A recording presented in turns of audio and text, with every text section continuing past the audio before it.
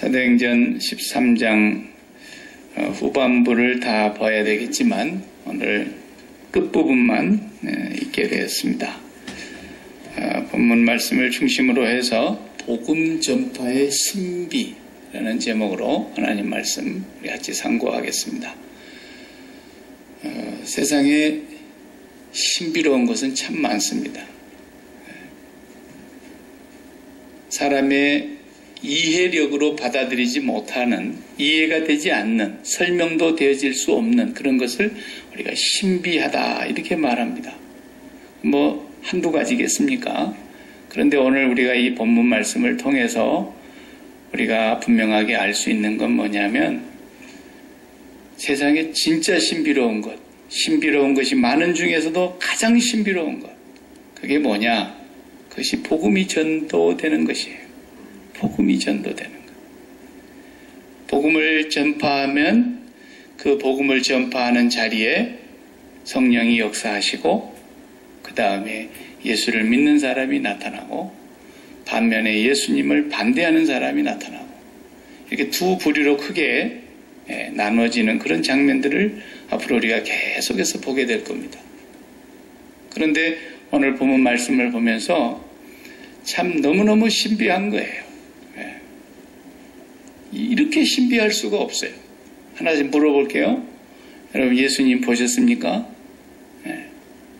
갈릴리의 바다를 걸으셨던 그 예수님, 오병이어의 그 이적을 표적으로 보여주셨던 예수님의 사건, 우리는 그저 성경에 기록되어 있는 그 내용의 말씀대로 우리가 이제는 믿고 있고 알고도 있고, 그렇지만 우리가 그것의 사건이 우리나라에서 일어난 사건도 아니고 또 최근에 일어난 일도 아니고 2000년이 벌써 지난 일이고 우리가 그곳에서 예수님에 대한 행적을 본 적도 없고 우리는 또 조상적부터서 워낙에 귀신의 문화에서 우리가 눌려가지고 동네마다 무당들이 최고의 권세를 가지고 나라의 임금도 무당 말을 들었던 그런 민족의 후손들로 우리가 살아왔습니다. 우리에게 어느 날 복음이 전해졌고 그 전파된 복음을 오늘 우리가 믿고 있다고 하는 이 사실이 얼마나 신비한 일인지를 모르겠어요. 아무리 생각해도 내가 예수를 믿고 있다니, 아내가 불교인이 됐더라면 어떠할 뻔했어요. 또 예수를 믿더라도 어떤 이단 잡종교에 내가 물려가지고 엉뚱한 데 가서 구원파 같은 데나 끌려다녔거나, 저도 구원파 본산지에서 난 사람인데 구원파 전도사가 우리 교회에 담임 전도사를 했던 데서 내가 주일학교를 잘 왔는데 그래도 내가 구원파를 안 끌려가고 여호와 증인에 안 빨려가고 몰몬교 같은 데 내가 그렇게 그 친절하게 잘해주는 사람들한테 내가 안 따라가고, 어떻게 우리가 이렇게 예수를 믿고 하나님 앞에 살아갈 수 있게 되었을까? 아무리 이해를 해보려고 해도 이해가 안 돼요. 이해가 안 돼요. 찬송가의 410장이죠. 왜 구속하여 주는지 나는 알 수가 없다. 도무지 이해를 할 수가 없어요. 오늘 본문의 그 장면을 우리가 보면은 복음을 전합니다. 이제 바울과 바나바가 선교의 여행을 떠나서 어디로 갔느냐면 두 번째 장소가 안디옥이라는 것입니다. 자기들을 파송해 준 안디옥은 수리아 안디옥, 시리아 안디옥이라 그러기도 하고 비시디아라고 하는 지역에 또 안디옥이라는 또 다른 지명이 같은 이름이 있었어요. 그 안디옥으로 갔습니다. 거기서 복음을 전합니다. 사람들을 가장 쉽게 만날 수 있는 곳은 유대인들이 모인 회당입니다. 이들은 안식일을 지키기 때문에 토요일만 되면 금요일 해질 저녁부터서 안식일 날 회당에 모이니까, 유대인으로서 이방 땅에도 유대인들이 흩어져 있으니까 그 유대인들을 만나기 위해서 자연스럽게 바울과 바나바는 회당을 찾아가게 된 것입니다. 회당에 가서 회당장을 만나서 복음을 전합니다. 회당장들이 바울의 얘기를 듣고 나서는 그러면 이번 돌아오는 안식일에 얘기를 좀 해달라고 이렇게 부탁을 한 거예요. 정식으로. 오늘 15절을 보면은 우리가 안 읽은 앞부분에 그 얘기가 나옵니다. 율법과 선지자의 글을 읽은 후에 회당장들이 사람을 보내어 바울과 바나바에게 이렇게 청을 합니다. 뭐라고 묻습니까? 형제들아, 만일 백성들에게 뭐 할 말이 있거든 지금 얘기해라. 이렇게 설교하라는 거예요. 쉽게 말하면. 그러니까 바울이 일어나서 온갖 손짓을 하고 제스처를 하면서 이제 설교가 시작되는 내용이 17절부터서 나옵니다. 17절에서 설교 내용이 쫙 나오는데 그 설교 내용은 앞에서 우리가 사도행전 3장에서 보았던 베드로의 설교나 2장에서 보았던 오순절의 베드로의 설교나 또 솔로몬 행각에 모였을 때 하는 설교나 스데반 집사님이 사도행전 7장에서 하는 설교나 내용이 거의 비슷비슷해요. 크게 다르질 않아요. 왜냐하면 유대인들에게 설교하는 거니까 너무 일단 얘기가 쉬운 거예요. 왜냐? 다 아브라함을 알고 있어요. 다 아브라함의 자손이라는 걸 믿고 있어요. 아브라함 때로부터 수천 년 흘러내려왔고 그 자기 민족의 조상들의 역사를 하나님을 믿는 백성으로서 너무 잘 알고 있는 거예요. 그렇기 때문에 설교가 얼마나 쉬우니까 모르는 얘기하는 거 하나도 아니란 말이죠. 우리가 잠깐 안 읽었지만 보면은 어디서부터 시작합니까? 17절에 이스라엘 백성의 하나님이 우리 조상들을 택하시고 아브라함과 이삭과 야곱을 택한 걸 말씀하는 거예요 지금. 그리고 애굽 땅에서 나그네 된 그 백성을 출애굽기로 금방 뛰어넘어가는 거예요. 창세기 그냥 아브라함과 이삭과 야곱을 택하시고라고는 창세기 끝난 거예요. 유대인들에게는 너무 쉬운 얘기예요. 그 다음에 그 후손들이 애굽 땅에서 나그네 되었다라는 출애굽기로 바로 뛰어넘어가는 거예요. 그리고 모세가 큰 권능으로 인도하여 내었다. 그리고 광야에서 약 40년간 저희 소행을 참으셨다. 민수기까지 그냥 세 줄에 넘어가는 거예요. 유대인들은 이런 내용을 모르는 내용이 아니라고. 너무너무 하나님께로부터서 약속한 메시아를 수천 년 기다려왔기 때문에 바울이 히브리 사람으로서 히브리 말도 잘하니까 아람어로 지금 설교를 유창하게 하는 거예요. 그리고 유대인들 동족들이 듣고 있고 거기 회당장들도 다 앞에 와서 듣고 있는 거예요. 쭉 설교를 합니다. 그 다음에 가나안 땅의 7 족속을 멸한 여호수아 얘기 한 줄로 끝내버리죠. 그 다음에 사무엘상으로 넘어가서 20절에 보니까 그 후에 선지자 사무엘 때까지 사사를 주셨으니 이러고 넘어갑니다. 그리고 그 다음에 왕을 구했다. 사울 왕으로 바로 넘어갑니다. 그리고 다윗 왕 얘기가 나오고 하나님께서 22절에 보면은 다윗 왕을 만났을 때 어떻다 하세요? 내가 이새의 아들 다윗을 만나니 내 마음에 합한 사람이라 내 뜻을 다 이루게 하리라 하시더니 하나님이 약속하신 대로 이 다윗의 후손에서 이스라엘을 위하여 구주를 세우셨는데 그분이 예수다. 신약까지 훌쩍 뛰어넘었어요.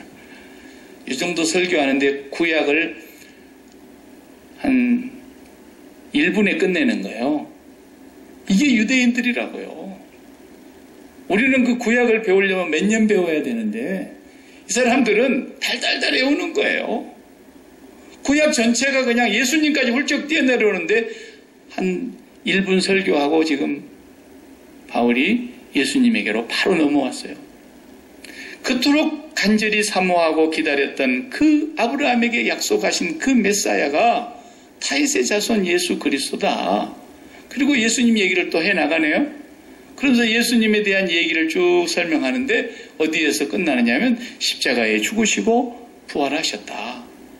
그 사실은 구약의 선지자들에게 예언된 대로 그대로 응하게 된 사실이다.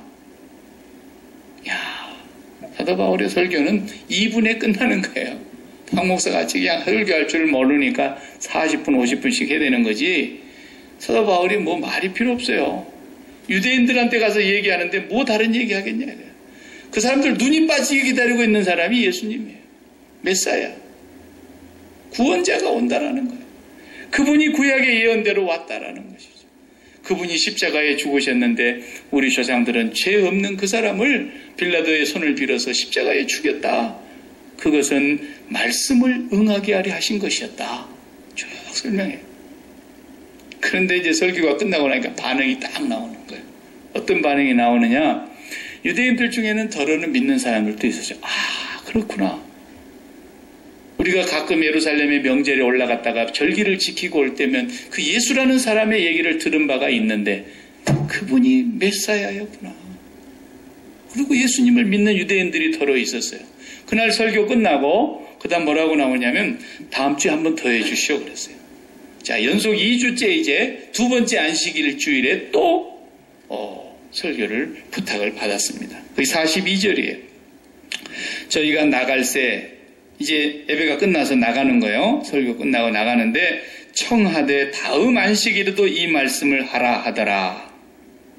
다 같이 읽겠어요. 43절. 폐해한 후에 유대인과 유대교에 입교한 경건한 사람들이 많이 바울과 바나바를 쫓으니 두 사도가 더불어 말하고 항상 하나님의 은혜 가운데 있으라 권하니라 그랬어요. 1번 첫 번 설교에 조금 믿었어요. 더러 유대인들이. 44절을 이제 다시 보세요. 그날은 얼마나 많은 교인이 왔는가. 44절 시작. 그 다음 안식일에는 온 성이 거의 다 하나님의 말씀을 듣고자 하여 모이니 와, 그 다음 주에는 아마 장소가 비어 터졌을 거예요. 옛날 60년대 70년대 부흥성이 하면은 딱 대서 앉았잖아요. 방석 깔고 그냥 앞사람 땀내가 그냥 코를 찌른데도 그냥 그 여름에 그냥 더운데도 탁탁이 앉아가지고 안 되면 막 저 창 밖에까지 앉고 그랬어요. 저희들도 어릴 적에. 근데 그날은 아마 동네가 거의 다 나왔다고 기록한 거 보니까 엄청 모인 거예요. 그걸 보는데 그 다음 말씀이 어떻게 반응이 나옵니까? 유대인들이, 대부분의 유대인들을 말하는 거예요. 유대인들이 그 무리를 보고 시기가 가득하여 바울의 말하는 것을 변박하고 비방하거늘 이제 반응이 나오기 시작한 거예요. 유대인들 거의 대부분이 이건 말도 안 되는 소리를 하고 앉아있다고 바울 바나바를 이제 핍박하고 비방하고 대적하기 시작하는 비로소 사탄의 역사가 또 일어나는 거예요, 지금. 그런 걸 보세요, 여러분. 생각해 보시라고. 아브라함 때부터서 그 오랜 세월 동안, 예? 우리가 보통 이제 그것도 정확한 것은 아니지만 보수적인 입장에서 성경을 보는 사람들의 대부분이 다 아담에서 아브라함까지를 한 2000년 잡지 않아요? 그리고 아브라함에서부터서 예수 그리스도까지를 우리가 2000년 잡는다고요. 그리고 이제 예수 그리스도가 오시고 2000년이 또 지났어요. 그래서 6000년이 지났으니까 세상이 다 끝난 것이라고 사람들이 말하는 이유가 이제 7이라고 하는 완성된 숫자를 사람들이 얘기하다 보니까 이제는 천년왕국이 곧 도래하겠구나. 이렇게 지금 옛날부터 그런 사상을 갖고 있었죠. 아브라함 때 적어도 예수 그리스도를 약속을 받은 그 사건이 2000년이 흘러서 유대 땅에 메사야가 오셨단 말이죠. 얼마나 눈이 빠지게 기다렸느냐. 말라기 선지자가 사라지고 난 이후로 400년 동안 하나님이 선지자를 보내지 않았어요. 영적으로 캄캄한 시기를 보내고 있는 거예요.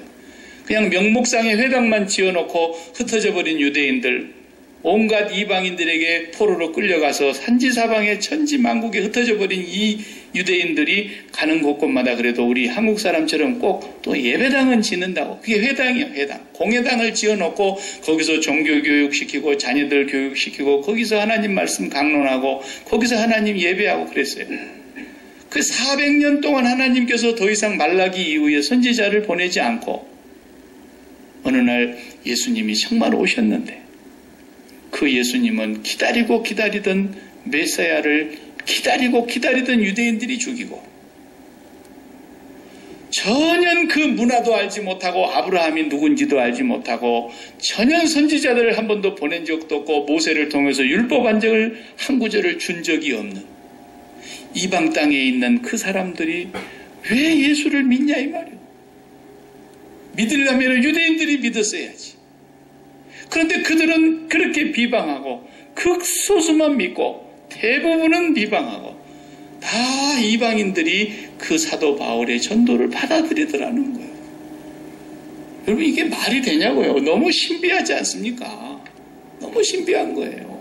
믿어야 된다면 정말 유대인들이 믿어야 되고 한 번이라도 들어본 사람들이 믿어야 되고 한 번이라도 기다렸던 사람들이 받아들여야 되고 근데 그 사람들은 정작 안 받아들여요.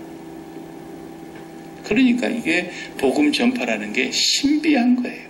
신비한 거예요. 더더군다나 그쪽하고 우리하고는 정말 너무나 땅도 다르고 너무 문화도 다르고 물론 거기도 동양의 저쪽 끝이고 중동이지만 동양의 이쪽 끝인 우리 동방 사람들, 대한민국 사람들은 어떻게 해서 도대체 그 예수를 믿었냐라는 거예요. 유대인들도 믿지 않고 지금까지도 안 믿고 저러고 있는데 우리가 왜 믿었냐? 이게 신비가 아니면 뭐냐라는 거예요. 너무너무 놀라운 일이 아닐 수 없다라는 것입니다. 그래서 오늘 그 이유를 48절을 한번 다 같이 읽어보시겠습니다. 먼저 48절. 우리 본문에 다 같이 못 읽었으니까 같이 읽으면서 이방인들이 듣고 기뻐하여 하나님의 말씀을 찬송하며 영생을 주시기로 작정된 자는 다 믿더라 그랬어요. 이 말씀이 얼마나 놀라운 말씀인지 몰라요. 누가가 이 복음 사도행전을 기록하면서 이방인들이 듣고 기뻐하면서 찬송을 하는데 하나님의 말씀을 찬양하면서 영생을 주기로 작정된 자들이 다 믿더라 그랬어요. 그러니까 이 복음 전파라는 것은 사도 바울이 무슨 성공해서 전도를 잘해서 선교를 해서 된 게 아니에요.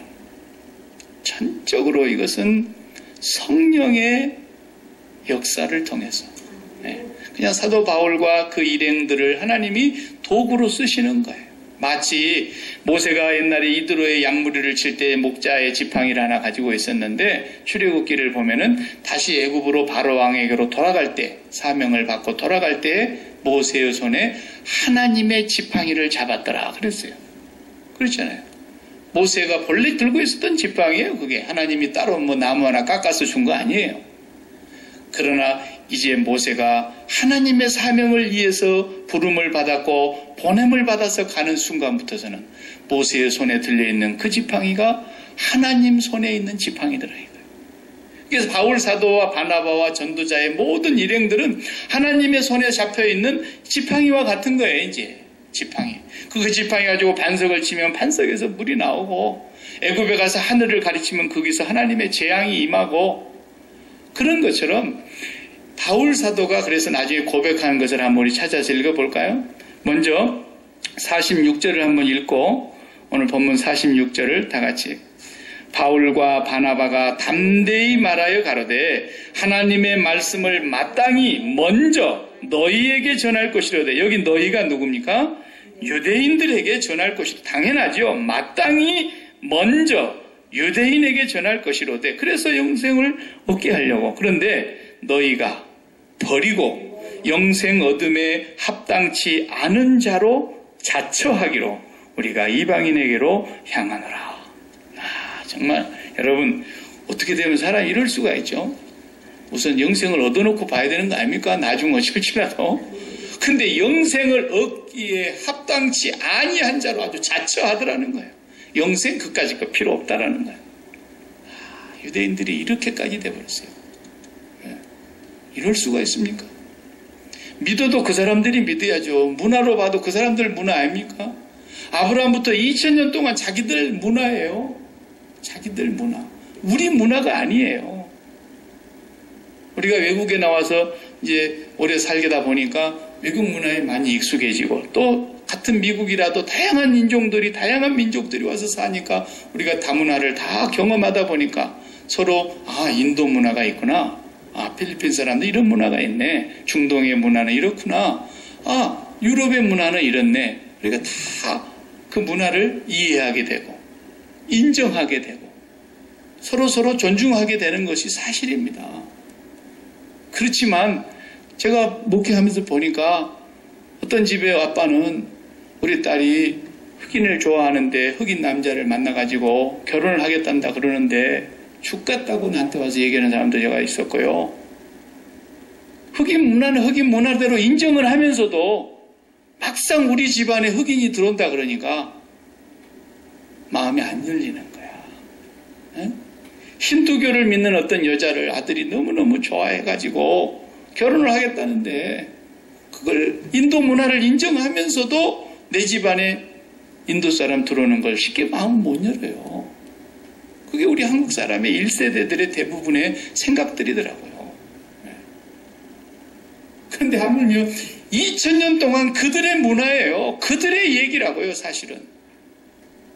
아브라함이 거기서 낳고 아브라함의 얘기를 기가 못이 뵙도록 들었고 모세를 통해서 율법을 받았고 왕들을 통해서 그리고 하나님의 성전을 거기다 지어주셨고 이 지구상 온 천지에 하나님이 임재하셔서 불 가운데 임하시고 구름 가운데 임하시고 큰 벼락 같은 소리에 임하시는 곳은 이 지구상 어느 곳도 없어요. 딱 거기에요. 그들의 문화예요, 어떻게 보면. 그런데 그들은 정작 안 받아들이는데 어떻게 우리가 받아들이게 되는 거예요. 어떻게 저와 여러분이 그분을 믿게 되냐는 거예요. 영생을 주기로 작정된 자들은 다 믿더라는 거예요. 우리는 영생을 얻기에 합당치 아니하는 자로 처처하면서 바울과 바나바를 비방하고 대적을 하니까 내가 유대인으로서 먼저 너희들에게 전하는 것이 너무나 마땅하고 당연하기 때문에 당신들에게 전한 것인데 당신들은 영생을 얻기에 합당치 아니하다는 걸 자처하니 좋다. 마지막에 우리 51절에 보면은 발에서 이렇게 먼지를 탁탁 털고 예수님 가르친 그대로 발바닥에서 먼지를 이렇게 탁탁 털고 나가버리잖아요. 가버리는 거예요. 우리는 이방인에게로 간다. 그러면서 그냥 제자들이 성령과 기쁨에 충만해가지고 안 받아들여도 흙에 먼지를 떨어서 증거를 삼으라 그랬잖아요. 주님이. 그렇게 하면서 그냥 유대인들을 등지고 이제는 이방 땅으로 향해서 이방의 빛을 삼은 그곳을 향해서 갑니다. 이게 오늘 얘기예요. 오늘 얘기. 그래서 선택을 받은 사람들과 선택받지 못한 사람들의 얘기가 분명히 나와요. 그래서 예수님의 말씀에 보면은 영접하는 자 곧 그 이름을 믿는 자들에게는 하나님의 자녀가 되는 권세를 주신다 그랬는데 이는 혈통으로나 육정으로나 사람의 뜻으로 나지 아니하고 아브라함의 자손으로서의 DNA를 혈통을 가졌다고 해서 다 하나님의 백성이 되는 것이 아니고 예수님이 아브라함의 자손이라고 하는 사람들을 향해서 뭐라 그래요? 세례 요한도 뭐라 그랬어요? 이 독사의 자식들아 누가 너희를 아브라함의 자손이라 그러더냐? 속으로도 그런 생각하지 마라. 도끼가 이미 나무 뿌리에 놓여 있는데 회개치 아니하는 자마다 예수 그리스도를 메시아로 영접하고 예수 그리스도께로 돌이키지 아니하는 자는 다 불에 던져 살릴 것이다. 세례 요한도 그랬고 예수님도 그렇게 강력하게 외쳤던 거예요. 그래서 바울 사도가 전도를 잘한 사람이 아니고 바울이 특별히 전도에 능해가지고 그런 사람이 아니에요. 그 고린도전서에 보면은 고린도전서 2장에 고린도 교회를 향해서 하는 말씀 가운데 이런 말씀이죠. 2장 1절부터 한번 5절까지 같이 펴서 한번 읽겠어요. 264쪽인데 제 성경은 고린도전서 2장 1절에서 5절까지 형제들아 내가 너희에게 나아가 하나님의 증거를 전할 때에 말과 지혜의 아름다운 것으로 아니하였나니 내가 너희 중에서 예수 그리스도와 그의 십자가에 못 박히신 것 외에는 아무것도 알지 아니하기로 작정하였음이라. 내가 너희 가운데 거할 때에 약하며 두려워하며 힘이 떨었노라. 내 말과 내 전도함이 지혜에 권하는 말로 하지 아니하고 다만 성령의 나타남과 능력으로 하여 너희 믿음이 사람의 지혜에 있지 아니하고 다만 하나님의 능력에 있게 하려 하였노라. 아멘. 아멘. 바울이 그러지 않습니까? 내가 전도할 때의 내 말과 내 지혜 있는 말로 전도를 하지 않았습니다. 실로 그래요. 어떻게 보면요. 설교할 때 뭐 예와 구질구질하게 그런 거 사실 할 게 하나 없어요. 하도 그냥 사람들이 몸을 막 비틀고 막 이렇게 우니까 한 번씩 이렇게 몸 풀어주려고 지금 조금씩 그렇게 양념을 넣는 거지, 설교 시간에 그렇게 많은 비유가 필요치 않죠. 네. 그리고 뭐 강단에서 설교하는 사람이 막 원맨쇼 하듯이 막 감성을 막 풍성하게 넣어가지고 막 감성적인 것을 자극해가지고 아주 눈물이 그냥 날 수 있는 그런 체류성의 감동스러운 예화를 던져가지고 그 사람들이 막 정말 감동받고 은혜 받는 것 같죠. 다 공갈치는 거예요. 기억난 거 있으면 얘기해봐요. 지금까지 세계적인 부흥 강사들이 와가지고 감동스럽게 예화 썼던 거 생각나는 거 있으면 얘기해보라고요. 하나도 없어요. 알맹이가 괜히 그냥 웃기고 자빠져 있는 그런 얘기들만 하나씩 기억에 가끔 남지 아무것도 없어요. 아무것도 없어요. 그래서 사도 바울도 그렇게 훌륭한 공부하신 분이고, 그분이 율법을 통달하신 분이고, 구약을 끼고 있는 분이에요. 나는 아무리 설교를 잘하려고 해도 구약을 1분에 끝내지를 못해요. 사도 바울은 1분에 간결하게 끝내버리는 거예요. 1분에. 그분이 할 말이 없어 그랬겠어요. 그러나 그분은 자기의 지혜나 자기의 말로 가지고 복음을 전한다고 생각을 절대, 한 번 그 실수를 한 거예요. 아테네에서. 아테네는 워낙에 그 스토익 학파들의 철학자들이 너무 많으니까, 그 소피스트들이 너무 많았어요. 거기 가서 보니까 뭐 각양 신들도 많고 우상들도 많고, 심지어는 막 기타 등등 신도 있었잖아요. 알지 못하는 신에게 신이 너무 많아, 우상이. 그래도 어들 중에 신 하나 빠졌을까 봐서 그 기타 등등 우상을 하나 해놨었잖아요. 그건 알지 못하는 신에게 그렇게 써놨어, 이름을. 그래서 사도 바울이 너희가 알지 못하는 신이라고 해놨더구나. 내가 그 알지 못하는 신을 지금부터 얘기하마. 그러면서 하나님을 유창하게 전도했는데 아무도 안 믿었어요. 그래서 거기서 보기 좋게 실패하고 고린도로 지금 내려온 거예요. 고린도에 홀로 내려와가지고 두렵고 떨리는 마음으로 거기 있었다는 거예요. 내 말과 전도함이 아무 소용이 없다는 것은 오직 성령이 나타나셔서 하시는 일이더라는 거예요. 그러니까 말도 안 되는 소리를 하고 있는 게, 날마다 이 사람은 예수 그리스도와 그 십자가에 못 박힌 것 외에는 아무것도 더 이상 내가 이제 말하지 않겠다. 이 박 목사도 말도 안 되는 소리를 지금까지 여태껏 여러분들한테 하고 있는 거예요. 지금 매주일 매일 아침마다 말도 안 되는 소리를 하고 있는 거예요. 말도 안 되는. 뭐가 말도 안 되는 소리를 하고 있는 겁니까? 우리와 아무 상관이 없고 우리 문화와는 너무나 동떨어져 있는 야훼 하나님께서 아브라함을 부르시고 이삭을 부르시고 야곱을 부르시고, 그리고 모세를 택하여 율법을 주시고 그 백성을 가나안 땅으로 여호수아를 통해서 인도하여 들이시고, 그리고 사울 왕과 다윗 왕과 솔로몬 왕과 무엇 선지자들을 허락해 주셨던 그 하나님께서 약속했던 메시아를 보내어 주셨는데, 그 메시아가 하시는 말씀이 아무든지 나를 따라오려거든 자기를 부인하고 자기 십자가를 지고 나를 쫓을 것이니라. 자기 십자가를 지고 나를 쫓지 않는 자는 하나님 나라 합당치 않다. 이 말씀이 무슨 말이냐면, 이제는 너희가 나와 함께 죽자, 그 말이거든요. 세상에 대하여서 이제는 나와 함께 죽자, 나와 같이 죽자. 그 사건은 영원한 현재의 사건으로서 누구든지 그 복음을 전하고 그 복음을 들으면 그 사건이 나를 위한 사건이고 나의 죽음으로 받아들이는 지금 현재의 사건이라는 거예요. 그것을 말도 안 되는 소리를 날마다 전하고 있는데, 그것을 전파하고 보니까 영생을 주기로 작정된 자들은 믿더라는 거예요. 그래서 이게 복음의 신비인 거예요.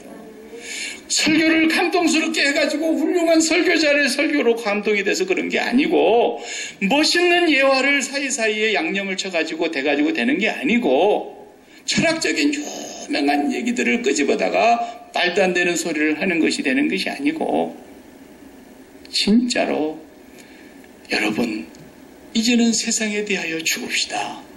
이제는 세상에 대하여 나와 함께 십자가에서 연합하여 죽읍시다. 이렇게 얘기를 하는데, 모든 세상의 종교는 그런 얘기를 안 하잖아요. 모든 세상의 종교는 뭡니까? 자기 개발, 자기 디벨롭먼트 해야 되고 자기를 실현해서 자기의 삶을 지금보다도 더 향상시키고 더 많은 것을, 더 큰 것을, 더 높은 것을, 더 좋은 것을, 더 넓게. 그게 이 세상 종교가 얘기하는 거 아닙니까? 그런데 예수 그리스도만 이 세상에 오셔서 나를 위하여 죽으시고 나와 함께 죽자고 말씀하시는 거예요. 나와 함께 죽자. 그리고 우리의 마음을 거기서 빼내가지고 아버지께로 가는 길을, 아버지께로 우리의 마음을 돌이키려고 하는 그 예수 그리스도의 복음을 사도 바울은 일생토록 전하는 거예요. 이 복음을 전하고 나면 반드시 두 가지 사건이 벌어지는 거예요. 한쪽은 받아들이고 한쪽은 대적하고. 그런데 요즘에 와서 더 심각한 건 뭡니까? 받아들인 사람들에게서 문제가 생긴 거예요. 대적해버린 사람이야 아예 대적하니까 그런다 치더라도 받아들인 사람 쪽에서 복음의 왜곡이 일어나고 있는 거예요. 지금 복음이 굴절되고 있는 거예요. 복음이 지금 잘못 빗나가고 있는 거예요. 예수는 예수대로 믿고 십자가로 인해서 우리 죄를 다 용서받았으니까 이제는 우리가 하나님의 나라를 따는 정말 뭐 어쩐다더라? 이제는 죽어도 천국 갈 지옥 갈 자격을 잃어버렸다나 어쨌다나 그러면서 맨날 그 얘기를 하면서 이제는 뭐예요? 이 세상에서 어떻게든지 더 잘 돼보자는 거예요. 이 세상에서 어떻게든지 더 크게 해내보자는 거예요. 이 세상에서 어떤 사람보다도 더 내가 낫고 내 자식이 더 잘 되고 내가 모든 것에서 복받는 사람이 되자는 거예요. 이게 기독교가 이렇게 됐어요. 그런 사람들이 그렇게 됐다고 가령 칩시다. 그렇게 됐어요. 그래서 막 돈도 많이 벌었고 자식들도 다 잘 되고 그리고 그냥 너무너무 잘 돼서 뭐든 하는 것마다 사업이 번창하고 실질적으로 보면요. 심장이 거기에 완전히 달라붙어 가지고요. 거기 문제가 조금만 생기면 심장이 다 새까맣게 타버려요. 예수 믿는 사람들이 믿음 있는 것 같았는데 다 거짓말이에요. 가짜예요. 내가 좋았던 것, 그렇게 잘 됐던 것, 그렇게 풍성해졌던 것, 그렇게 넓게 확장되었던 것, 그런 것들이 막 흔들려봐요. 어느 날 난리가 난다니까. 믿음은 다 온데간데 없어지고 막 그때서 이제 막 금식기도하러 산에 올라가고요. 능력 있는 종한테 가서 안수받는다고 쫓아다니고 난리 구설해요. 이게 무당 푸닥거리 하는 거예요 지금. 그게 무슨 예수 믿는 건 줄 알고. 예전역에 그런 것들이 다 십자가에서 죽었어야 돼요. 나는 죽어버렸는데 세상에 대하여 완전히 죽은 자인데 그럼에도 불구하고 하나님께서 무엇 때문에 나에게 이렇게 물질을 쏟아주시는지 주실 수 있지요. 하나님이 그분이 조물주이신데 예수 믿는다고 왜 찌질하게 가난하게만 살아라는 이유가 어디 있어요. 일부러 가난하게 사는 거 그거 하나님 잘 믿는 거 아니거든요. 어떤 사람은 또 막 억지로 가난하게 살라. 골로새서에서는 제발 그렇게 좀 하지 말라 그랬어요. 제발 그렇게 좀 하지 말라. 아니 무슨 억지로 가난하게 사는 게 무슨 자랑입니까? 하나님이 복을 주시면 복을 우리가 쓰고 누리는 거죠. 그러나 예수 믿는 사람들의 목표와 삶의 기도의 제목과 바라는 소원과 삶의 행복과 사는 기쁨과 사는 맛이 전부 세상에 있는 거예요. 세상에. 사업을 하면 사업이 잘 돼야 되고 자식은 무조건 내 마음대로 잘 일지월장 잘해야 되고 입신양명에 들어가야 되고 우리는 항상 건강해야 되고 병도 웬만한 건 다 나서야 되고 이건 기독교 아닙니다. 기독교 아닙니다. 그저 예수를 믿고 이 세상에 완전히 우리가 십자가에서 그리스도와 함께 못 박아서 세상을 완전히 나는 십자가에 못 박았더니 하나님께서 어떤 사람은 사자굴에서 나오게도 하시고 아니 다니엘이 세상을 못 박아본 사람 아닙니까? 그렇죠? 그만한 자리에 높이 앉아있으면 그 자리가 아까워서라도 사실은 타협을 해야 된다고. 자기 양심에서라도 타협을 해야 되는 거예요. 그날은 창문을 가리고 평소에는 문을 열어놓고 했지만 그날만큼이라도 그 기약하는 날짜 30일이 지날 때까지는 좀 그렇지 않아요? 창문 닫아놓고 하나님께서 못 보실까요? 그러나 다니엘은 세상을 이미 접어본 사람이에요. 그래도 하나님이 사자굴에서 끌어내 주시기도 하고, 그 세 친구는 세상을 접어버렸는데 풀무불에 들어가서도 털끝 하나 그을린 냄새도 안 나게 그냥 걸어 나오기도 하시고, 세상을 다 접어버렸는데 어떤 사람은 칼의 세력에서 건져냄을 받기도 하고, 세상을 다 접어버렸지만도 어떤 사람은 부자로 살게도 해주시고, 어떤 사람은 완전히 세상을 접어버렸는데 감옥에서 베드로처럼 그냥 걸어 나오게 만들어보기도 하고, 그러나 또 어떤 사람은 세상을 접었지만 그리스도와 함께 고난받기를 애굽의 모든 보화보다도 더 낫게 여기고, 그리스도와 함께, 그리스도의 백성과 함께 고난받기를 즐거워하면서 그렇게 살아가는 사람도 있고, 어떤 사람은 그리스도를 끝까지 믿고 살아갔는데 그냥 칼에 죽임을 당하는 사람도 있고, 돌멩이에 맞아 죽는 사람도 있고, 핍박과 환난을 견디다 못해 짐승의 가죽을 둘러쓰고 유리방황하면서 굴과 토굴 속에, 동굴 속에 숨어 지내야 되는 사람도 있고, 어떤 사람은 붙들려서 톱에 켬을 당하여 죽은 사람도 있고, 이건 전적으로 하나님의 섭리와 계획 속에서 일어나는 일이에요. 그렇게 죽었다고 해서 믿음이 부족한 것도 아니고 저주받은 것도 아니고, 하나님께서 그건 하시는 일이다 그 말이에요. 그러다 보니까 사도 바울 같은 분은 가장 고난을 많이 당했어요. 실질적으로 보면 육신이 편할 날이 그 생애 가운데 별로 없었다고요. 기독교는 예수 그리스도와 함께 십자가에서 세상에 대하여 죽고 더 이상은 내 인생에 있어서 기쁨과 행복과 참 삶의 의미를 이 세상에서 얻지 않겠다는 거예요.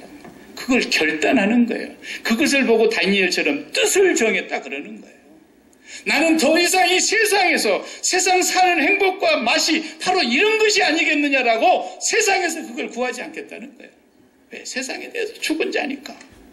내 기쁨은 오직 위로부터서 내려올 뿐이요, 하나님께서 내게 최고의 기쁨, 영원한 기쁨, 참 평강, 아무도 빼앗을 수 없는 이 평화, 그것을 위로부터서 나는 날마다 받고 누리면서 살아가는 사람이라는 거야.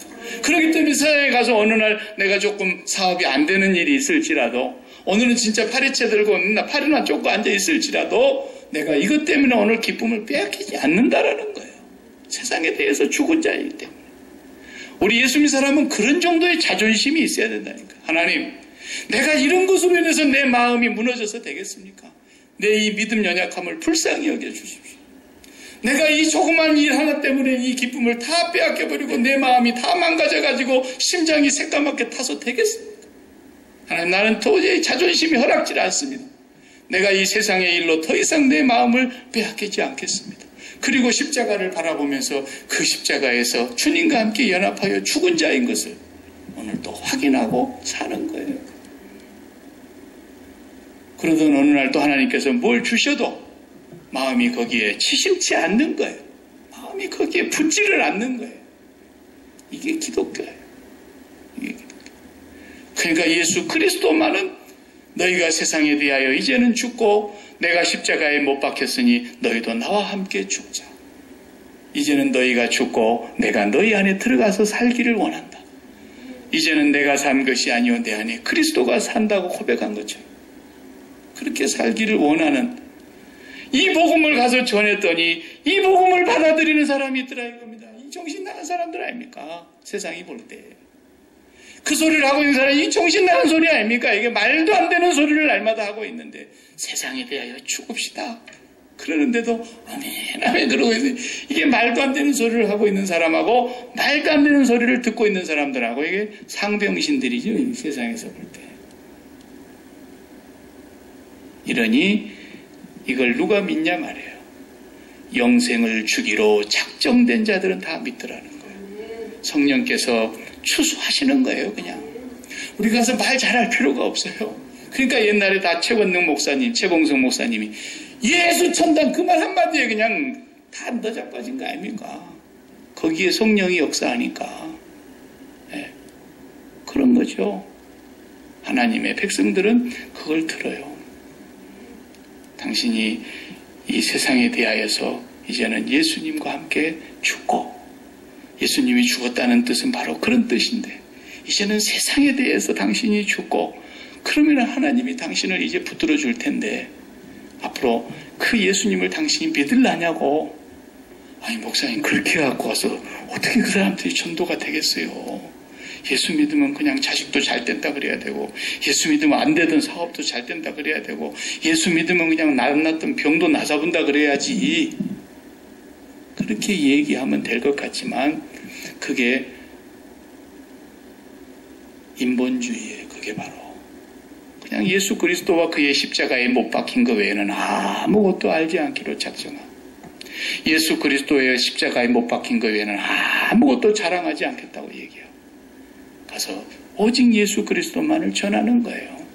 그럼 그 안에 예수 믿는 사람이 영생을 주시기로 작정된 자들은 성령의 음성을 듣더라는 거죠.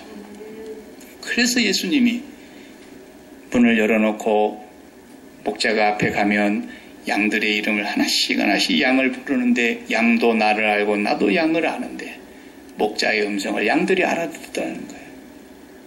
그러니까 아무리 얘기를 해도 바리새인들이 못 알아들어요. 왜 그래요?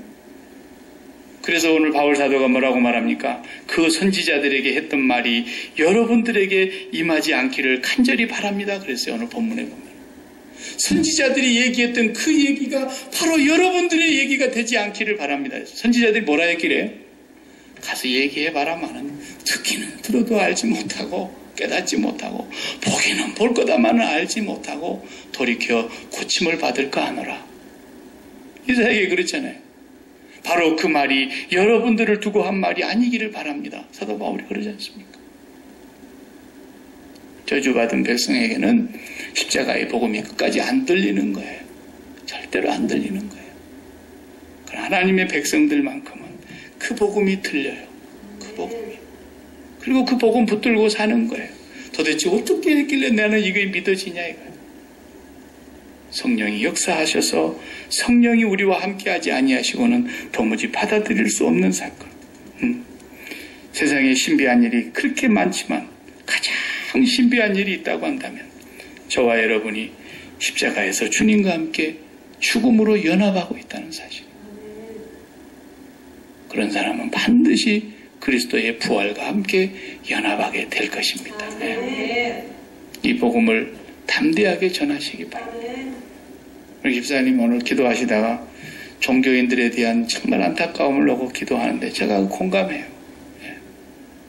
예수 믿는 기독교인이라 그래도 다 믿을 수가 없어. 정말 그 사람이 예수 그리스도의 십자가와 함께 세상에 대하여 죽었는가를 1시간만 한 20분만 대화해보면 아는 거예요. 이 사람이 진짜 복음을 갖고 있는 사람인가. 예수 믿는다고 믿는 게 아니에요. 지금 시대가. 누구에게든지 복음을 전해야 돼요. 집사님 얘기 들어보니까 참 걱정도 많고 염려도 많이 되겠습니다만 집사님 예수님과 함께 그 문제에 대해서는 죽어버리세요. 그 말기가 알아들으면 이 사람은 성령의 은혜가 임하는 것이고 못 알아들으면 할 수 없어요. 못 알아들으면 할 수 없어요. 네. 그게 복음이에요.